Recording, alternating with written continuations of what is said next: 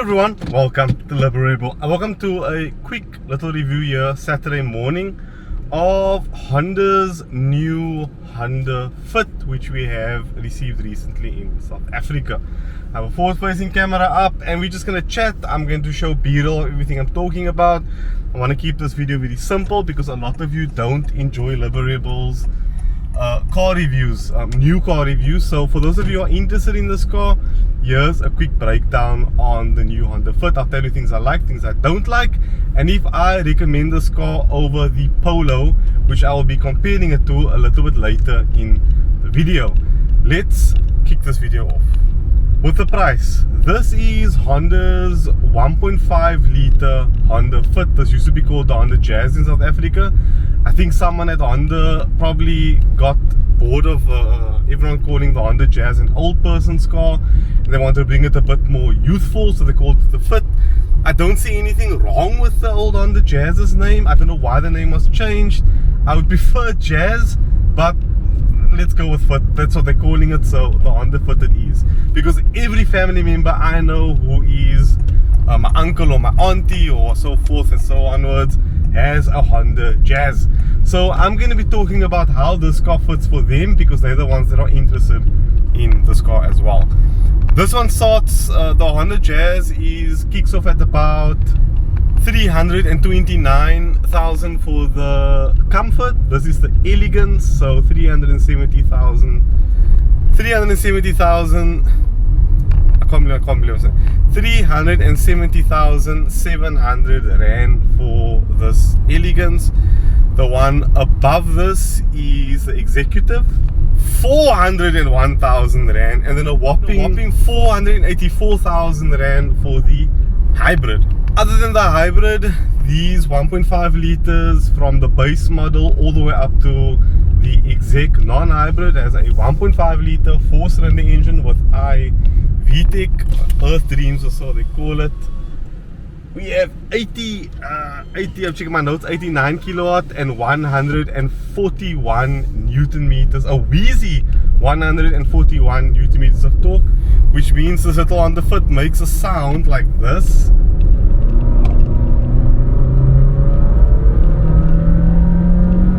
Oh, because it's got a CVT gearbox. So yeah, this car is really, we'll talk about this engine a bit later because that's one of its problems.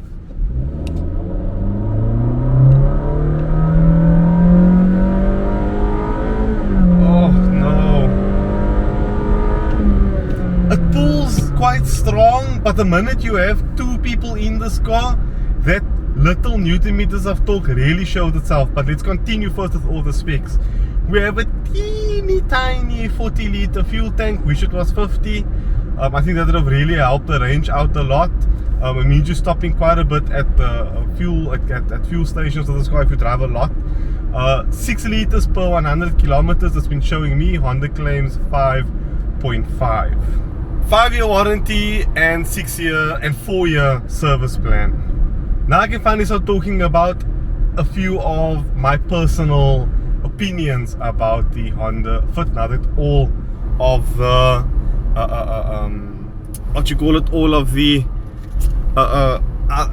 all of the technical specifications are over with. My forward facing camera just overheated, so we're going to switch only to one camera now. My complete apologies for that.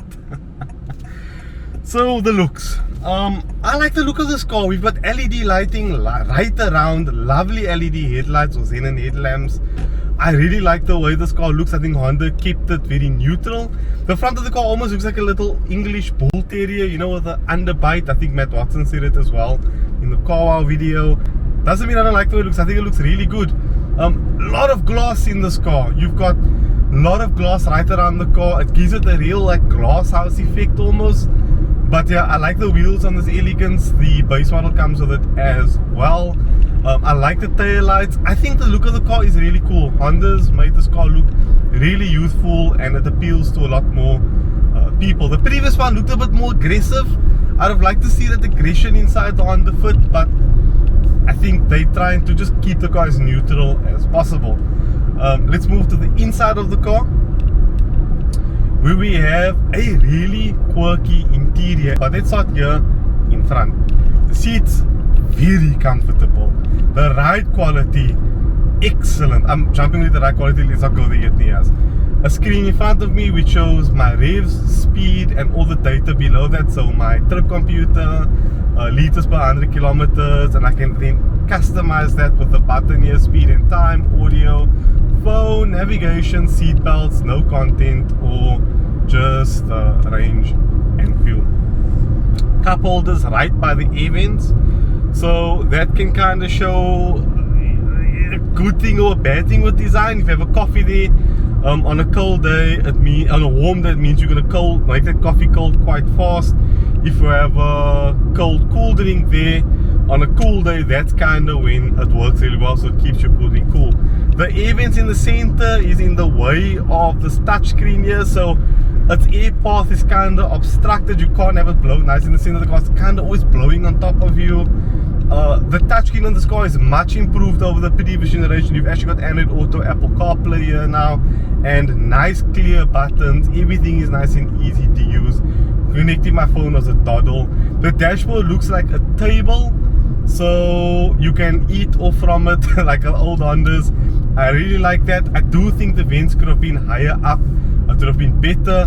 And then we have a little but a little cubby space on top of the dashboard, and another cubby at the bottom, or glove box as other people call it. Below that, physical controls for the climate control, which you all know I really like.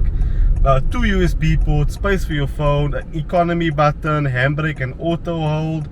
You've also got a cup holder here in the center and the spaces for your keys. Nice door pockets. Everything you touch and feel. Actually, no. Oh no, I thought that was soft touch. And the dashboard also plastic. But again, you don't do this in your car, so I'm okay with that.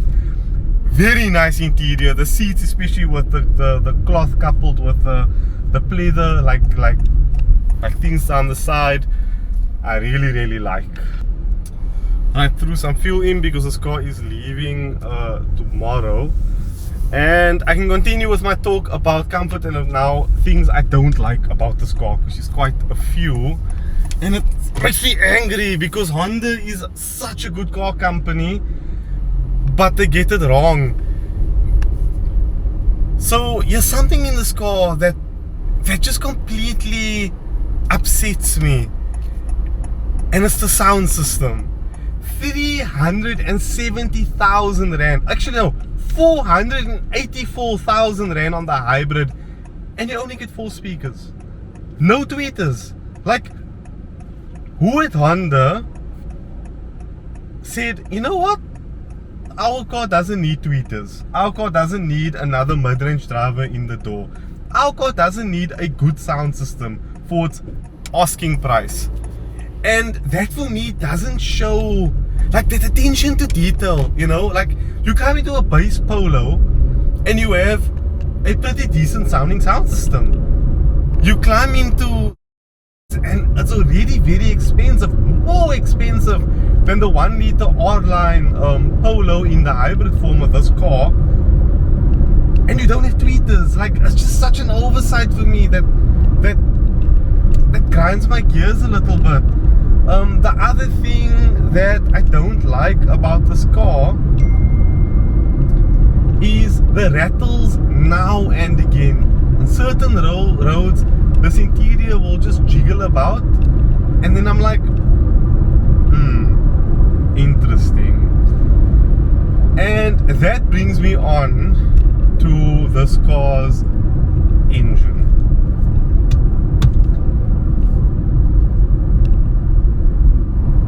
No, I can't see how 141 Newton meters of torque is okay in 2022, and this coupled with the CVT. Every time the aircon goes on, there's a jolt through the car because I can feel the aircon pump engaging and disengaging. No, like, you know what? Nah, I've come to a point in my career now where I can actually, or not actually, but I'm gonna say what I want to say about cars, because I think you guys need to know what you're gonna climb into. Is the Honda Jazz a bad car? Not at all. It's a flipping good car. The suspension and the way this thing goes around a twisty road is very impressive. Like, it drives lovely. But for me and my audience, because I know you guys are predominantly Polo buyers and GTI buyers, and some of you are driving some pretty intense cars. I mean, a lot of you are driving very expensive cars. A guy just bought a freaking Range Rover SVR, watching my SVR video. So I know I'm talking to people who can afford these kind of cars, especially this Honda Jazz. But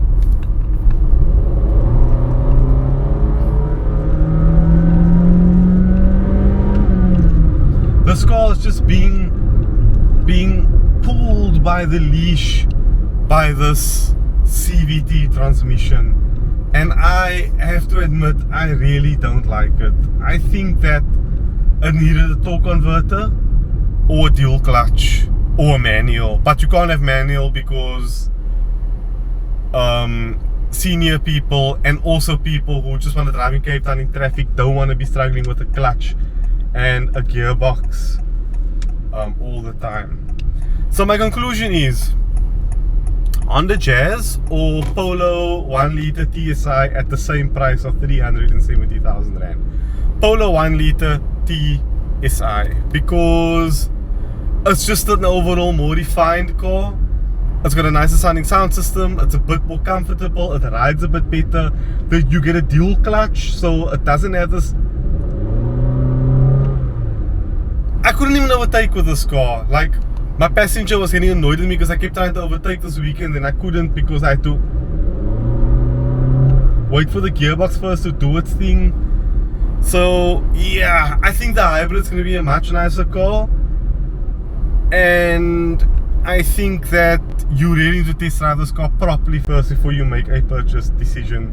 Like, don't just buy this car and then in 2 months time complain that there were certain issues about the car that you've now cropped up. Like, really first drive this car before you make a decision.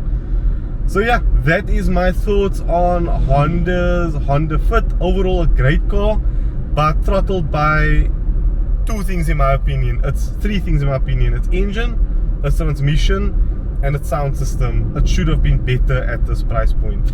So yeah, thank you so much for watching this video. I hope you all enjoyed it.